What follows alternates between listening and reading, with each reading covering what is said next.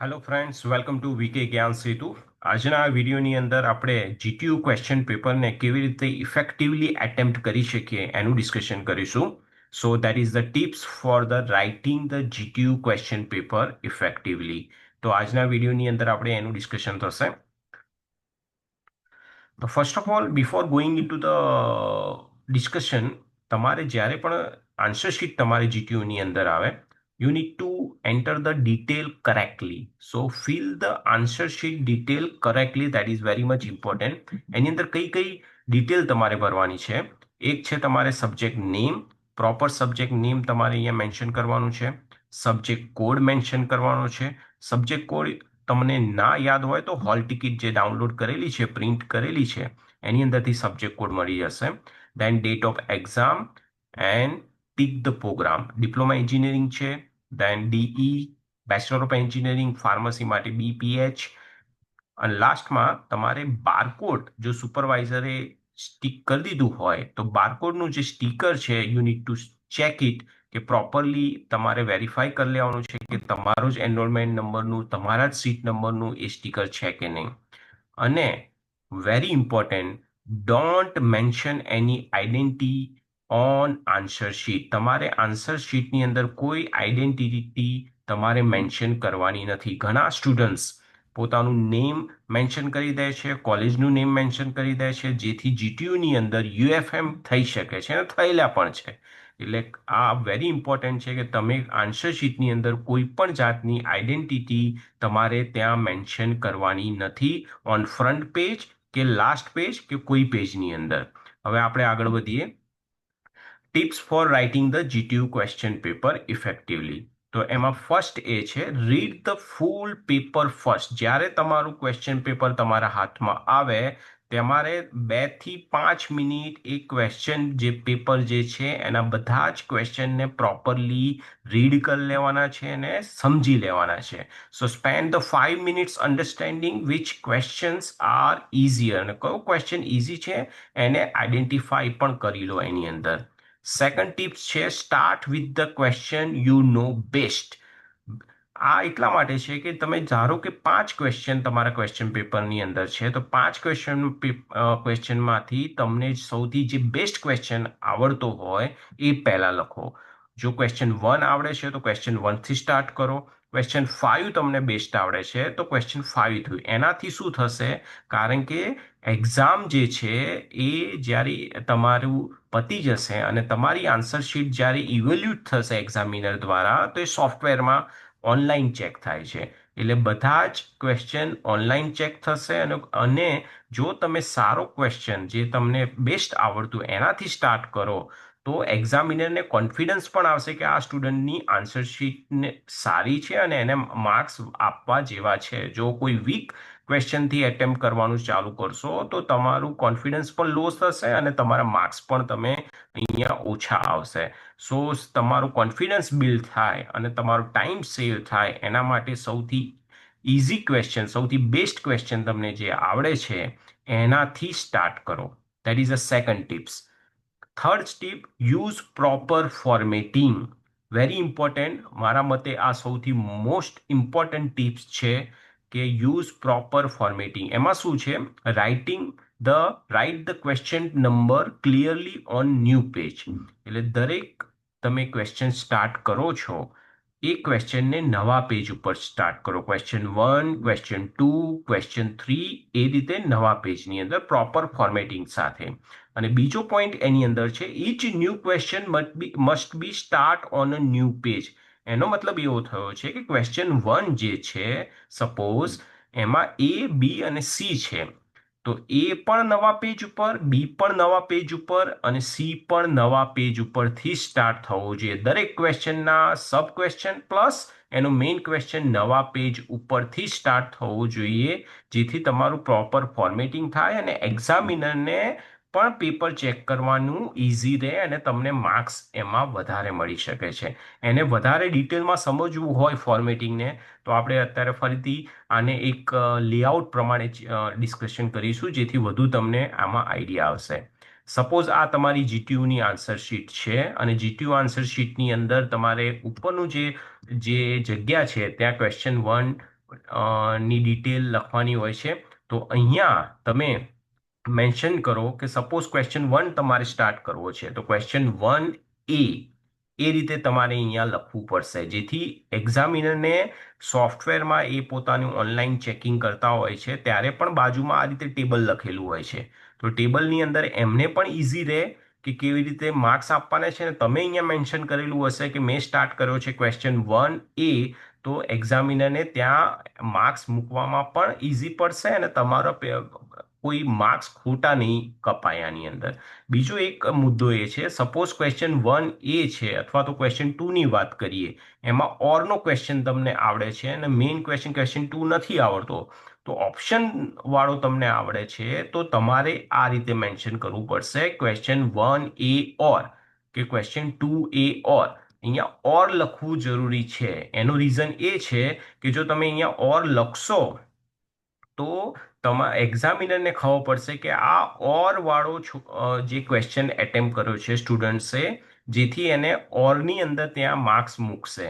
અહીંયા તમે ક્વેશ્ચન 1 છે એ ઓરનો ક્વેશ્ચન ઓપ્શનલ નથી, અહીંયા ઓપ્શનલ યુઝ કરો છો તો ત્યાં ઓર લખવું જરૂરી છે. પછી જે મેં ડિસ્કસ કર્યું એ કે દરેક ક્વેશ્ચનનો A, B અને C નવા પેજ ઉપર હોવો જોઈએ. એટલે દેટ મીન્સ આ રીતે ક્વેશ્ચન 1B નવા પેજ ઉપર, ધારો કે ક્વેશ્ચન 1C એ પણ નવા પેજ ઉપર રીતે તમારે સ્ટાર્ટ કરવાનો, જેથી પ્રોપર ફોર્મેટિંગ એ છે તમારું આખું આન્સર શીટનું જળવાય. નેક્સ્ટ એ છે, સપોઝ કોઈ ક્વેશ્ચન છે એમાં જો તમારે એ ક્વેશ્ચનમાં ફિગર ડ્રો કરવાની આવે છે કે if you want to draw a sketch on answer of that particular question, so in that case તમારે ફિગર જે છે એ સેન્ટરમાં પ્રોપરલી ડ્રો કરો. ડ્રો કર્યા પછી એમાં પાર્ટ્સના નામ લખવાના છે.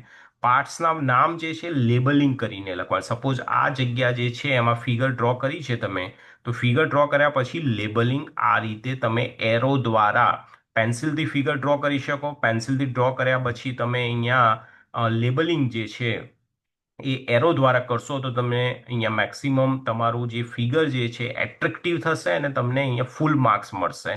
અને પછી એના નીચે તમે ફિગરનું નામ લખો, name of the sketch. Suppose mechanical વાળા હોય તો બોઇલરનું છે, સપોઝ ઇલેક્ટ્રિકલ વાળા હોય તો સર્કિટ, જે પણ સર્કિટ આવે છે, પેરેલલ છે કે તમે સિરીઝ છે કે ભાઈ ઇલેક્ટ્રોનિક્સ છે, તો એની અંદર તમે કોઈ સર્કિટ છે અથવા તો કોઈ ડિવાઇસ છે એનો તમે સ્કેચનું નામ જે પૂછેલું છે એને તમે ત્યાં દર્શાવો, જેથી તમને અહીંયા માર્ક્સ જે છે એ ફૂલ મળશે. કારણ કે એક્ઝામિનરને જો સાચી ફિગર હશે તો એ ફૂલ માર્ક્સ ત્યાં આપી જ દેશે.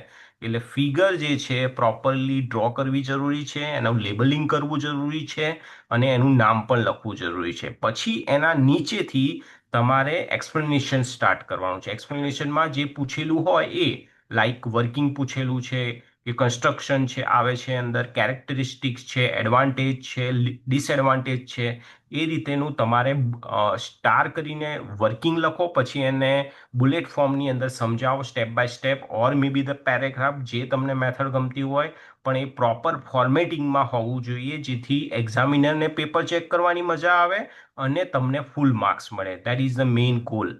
નેક્સ્ટ, સપોઝ કોઈ ક્વેશ્ચન છે અને એ ક્વેશ્ચનની અંદર આપણે એક્ઝામ્પલ પૂછેલો છે, તો એક્ઝામ્પલને કેવી રીતે આપણે એટેમ્પ્ટ કરવાનો છે, તો એક્ઝામ્પલમાં ઓલવેઝ જે આપણે દાખલા આવતા હોય છે, તો એક્ઝામ્પલમાં રાઇટ હેન્ડ કોર્નર જે તમારી આન્સર શીટ છે એના રાઇટ હેન્ડ કોર્નર ઉપર ઓલવેઝ ડેટા લખો.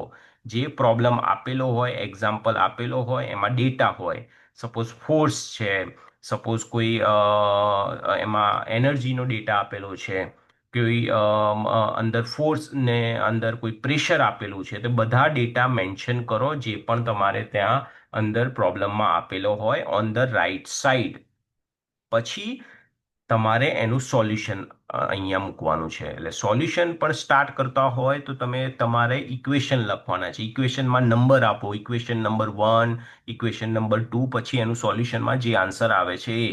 આવું કરવાથી સપોઝ આપણો આન્સર ખોટો પણ હોય તો એક્ઝામિનર જે છે એ તમને અહીંયા 7 માર્ક્સનો એક્ઝામ્પલ હોય તો તમને 4 to 5 માર્ક્સ આપશે for proper method for solving the problem. ખાલી ઇક્વેશન એકલા લખીને આવશો એના કરતાં પ્રોપર ડેટા લખો રાઈટ સાઈડમાં, એક સ્ટેટમેન્ટ લખો કે વી know that this is the equation for the so and so, then write the equation and try to solve it.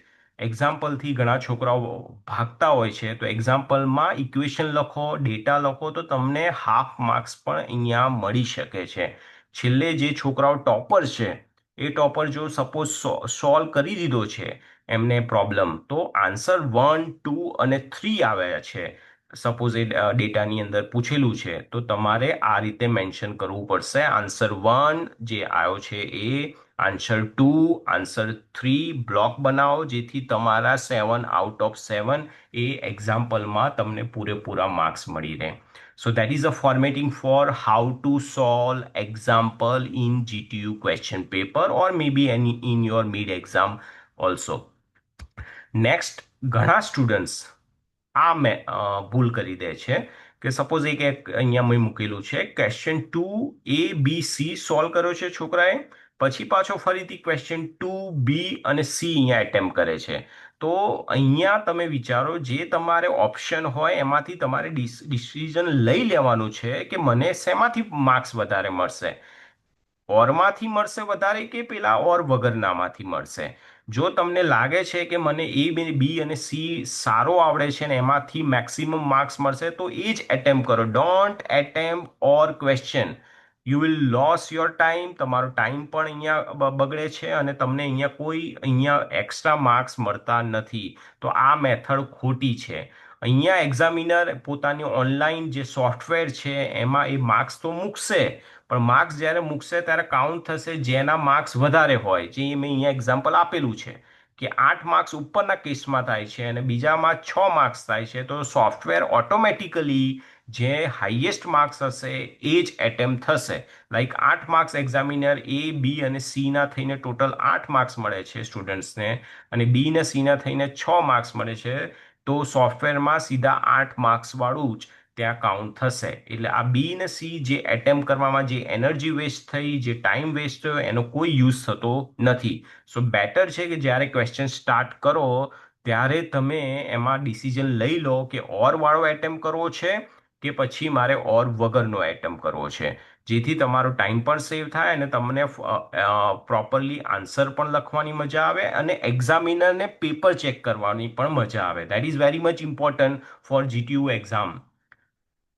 Last આપણે ફરીથી ટિપ્સ ઉપર જઈએ કે ટિપ્સમાં આપણે 3 સુધી ડિસ્કસ કરી દીધું છે. યુઝ ધ પ્રોપર ફોર્મેટિંગ, બરાબર.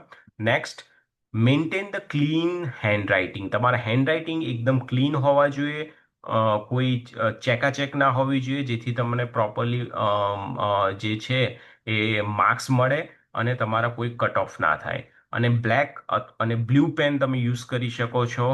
કોઈ હાઇલાઇટ કરવું હોય, કી ટર્મ છે, ડેફિનેશન છે, ઇક્વેશન આવે છે, કોઈક સારી એવું સ્ટેટમેન્ટ આવે છે, તો તમે બ્લેક પેનથી અંડરલાઇન કરી શકો છો તમારા કી ટર્મ્સ અથવા તો કોઈ ઇમ્પોર્ટન્ટ વર્ડિંગને પણ તમારા આન્સરમાં બ્લેક અથવા બ્લુ પેનથી અંડરલાઇન કરી શકાય, જેથી તમારું જે આન્સર છે સૌથી હાઇલાઇટ સારું થશે અને માર્ક્સ પણ મળશે.